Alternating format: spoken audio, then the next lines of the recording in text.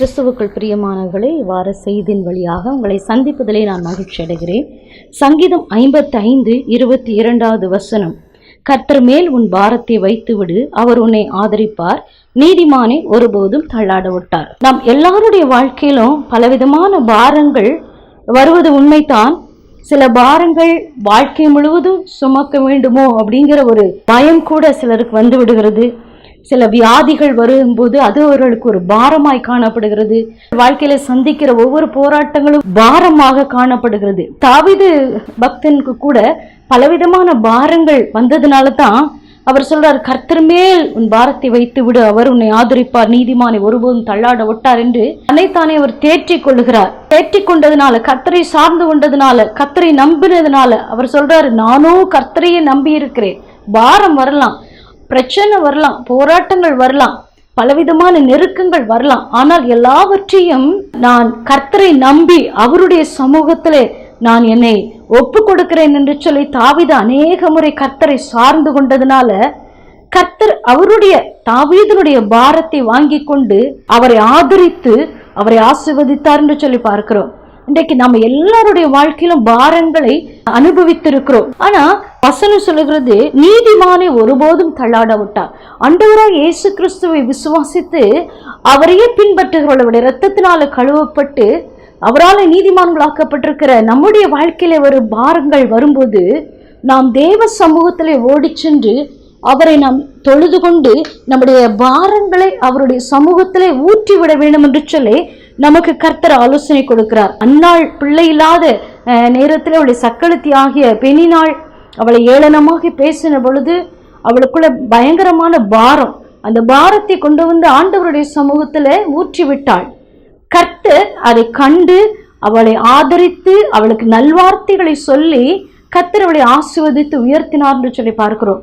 இன்றைக்கு நம்முடைய ஆண்டவராய் கர்த்தர் நம்முடைய வாழ்க்கையில பாரங்களை தெய்வ சமூகத்துல நம்ம இறக்கி வைக்கிற பொழுது நம்ம கம்ஃபர்ட் பண்றாரு, நம்மளை ஆதரிக்கிறாரு, ஆறுதல் கொடுக்கிற தேவனா இருக்கிறாரு, நம்ம கேர் பண்றாரு. நம்ம வாழ்க்கையிலே காணப்படுகிற அந்த பாரத்திற்கான காரணத்தை அகற்றி போட்டு நம்ம வாழ்க்கையிலே ஆசீர்வாதத்தை கொடுக்கிற தேவனா இருக்கிறார்.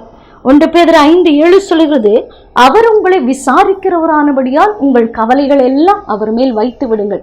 நம்மை விசாரிக்கிறவர், உனக்கு என்ன நேர்ந்தது, உனக்கு என்ன வேண்டும் என்று சொல்லி நம்மை விசாரிக்கிற தேவனா இருக்கிறார். நம்ம எவ்வளவு பாரத்தை அனுபவிக்கிறோமோ அந்த ஃபீலிங் ஆண்டவரும் அப்படியே அனுபவித்து நமக்கு இருக்கக்கூடிய அந்த கஷ்டத்திலே அவர் பங்கு கொள்ளுகிற தேவனா இருக்கிறார். அந்த பாரத்தை அவர் சுமப்பதற்கு அவர் போதுமானவராய் காணப்படுகிறாரு. அப்ப நம்ம பாரத்தை அவருடைய கரத்துல ஒப்பு கொடுத்துட்டு, ஏசப்பா என்னால இந்த பாரத்தை என்னால சுமக்க முடியல, நீர் என்னை பலப்படுத்தும் என்று சொல்லி கேட்கிற பொழுது நிச்சயமாகவே கர்த்தர் அதை லகுவாக்கி விடுகிறார். எபிரேயர் 13:5 சொல்லுகிறது, நான் உன்னை விட்டு விலகுவதுமில்லை, உன்னை கைவிடுவதுமில்லை.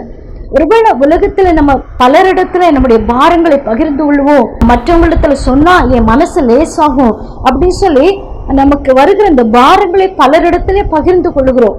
ஆனா எத்தனை பேர் அந்த பாரங்களை தங்களுடைய பாரங்களை ஏற்றுக்கொண்டு நமக்காக அவர்கள் பிரயாசப்படுகிறார்கள் என்று சொல்லி பார்க்கும் பொழுது அதுல நம்ம தோல்விதான் அனுபவிக்க முடியும்.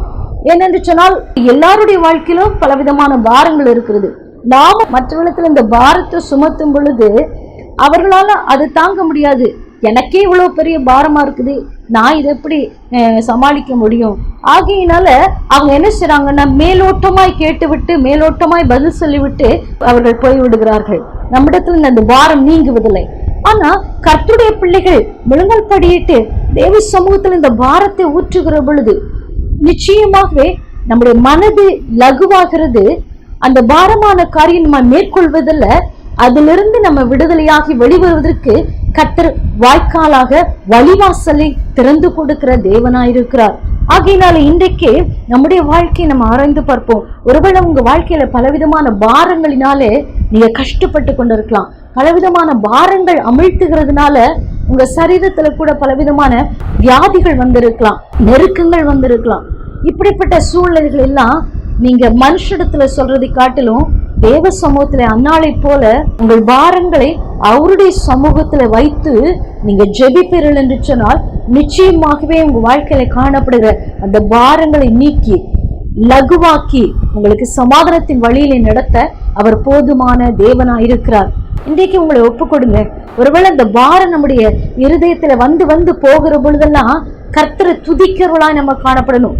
கர்த்தருடைய பிள்ளைகள் என்றைக்கும் வேத வசனங்களை சொல்லி அதை மேற்கொள்ள வேண்டும் என்று சொல்ல நமக்கு அநேக வாக்குத்தத்தங்கள் கொடுக்கப்பட்டிருக்கிறது. நான் உன்னை விசாரிக்கிறேன், நான் உன்னை விட்டு விலகுதுமில்லை, உன்னை கைவிடுதுமில்லை, நான் உன்னை காண்கிற தேவன், இப்படியெல்லாம் பல வார்த்தைகளை கர்த்தர் நமக்கு கொடுத்திருக்கிறார். அந்த வார்த்தைகள் எல்லாம் அந்த நேரத்துல சொல்லி சொல்லி சொல்லி நம்ம ஜெபிக்கிற பொழுது, உங்கள் பாரங்களை சமூகத்துல வைக்கிற பொழுது நிச்சயமாகவே கர்த்தரிலிருந்து உங்களுக்கு பெரிய விடுதலை கொடுத்து உங்க மனதை லேசாக்குவார், மெதுவாக்குவார், ஒரு நிம்மதியை கர்த்தர் கொடுக்கிற தேவனாயிருக்கிறார். ஆகையினால உங்க பாரங்கள் எல்லாம் அவர் மேல் வைத்து விடுவீர்களா? நீங்கள் ஏன் சுமக்க வேண்டும்? அவர் சுமந்து கொள்ள அவர் போதுமான தேவனாயிருக்கிறார். கண்களை மூடி ஜெபிப்போம். சர்வ வல்லமையுள்ள தேவனை நம்மை துதிக்கிறோம் அப்பா. இதை கேட்டுக்கொண்டிருக்கிற ஒவ்வொருடைய வாழ்க்கையிலும் என்னென்ன பாரங்களை சந்திக்கிறாங்களோ, அந்த பாரத்தினால கவலைப்பட்டு ஒடுங்கி போயிருக்கிறாங்களோ, கண்ணீரோடு இருக்கிறாங்களோ, அவங்க எல்லாரையும் உடைய பாதத்துல ஒப்பு கொடுக்கிற ஏசப்பா. ஆண்டவரே, நீரும் உங்களுடைய பிள்ளைகளை ஆதரிக்கிற தேவனாயிருக்கிறீர், விசாரிக்கிற தேவனாயிருக்கிறீர், அவர்களை விட்டு விலகுவதில்லை என்று சொல்லி வாக்கு கொடுத்திருக்கிறீர். நீர் அவர்களை காண்கிற தேவனாயிருக்கிறீர், அவருடைய தேவைகளை நீ அறிந்திருக்கிற தேவனாயிருக்கிறீர். அவருடைய பாரமான அந்த சூழ்நிலைகளை கர்த்தர் எடுத்து போட்டு இவர்களை லகுவாக்கும்படியாய் நாங்கள் ஜெபிக்கிறப்பா. அவருடைய மனதில் ஒரு சமாதானத்தை கர்த்தர் கொடுப்பீராக, ஒரு நிம்மதியை கர்த்தர் கொடுப்பீராக. அந்த பாரம் அவர்களுக்கு ஒரு பெரிய பாரமாய் தோன்றாதபடிக்கு அதை லகுவாக சமாளிக்கக்கூடிய கிருபையை, பலனை உங்களுடைய பிள்ளைகளுக்கு நீங்க கொடுக்கும்படியாக நாங்கள் ஜெபிக்கிறோம். ஆண்டவரே, உம்மை துதிக்கிறப்பா.